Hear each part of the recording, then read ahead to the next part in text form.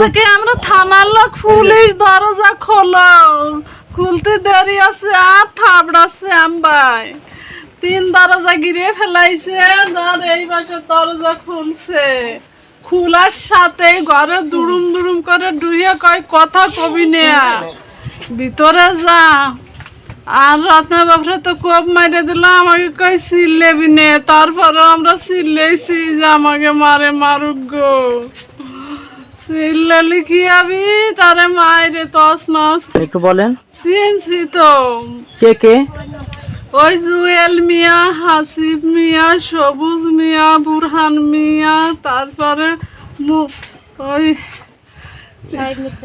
সাহেব মিদা তারপরে ওই যে শুভ প্রিন্স আলম পূর্বে শত্রুতার জের ধরে আজকে রাত 3টের সময় জুয়েল গ্রুপ অতর্কিতভাবে মেম্বার গ্রুপের উপর হামলা চালানোর পরে তাদের মেম্বার গ্রুপের একজন হাসপাতালে নিয়ে যায়। সেখানে তার নাম হচ্ছে সাইফুল, সে চিকিৎসারত অবস্থায় মৃত্যুবরণ করেছে।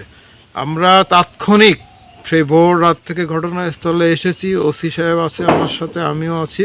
আমরা এলাকায় যে দেশীয় অস্ত্রশস্ত্র কিছু উদ্ধার করেছি এবং একজনকে ব্যাপারে গ্রেপ্তার করা হয়েছে জুয়েল গ্রুপের থেকে।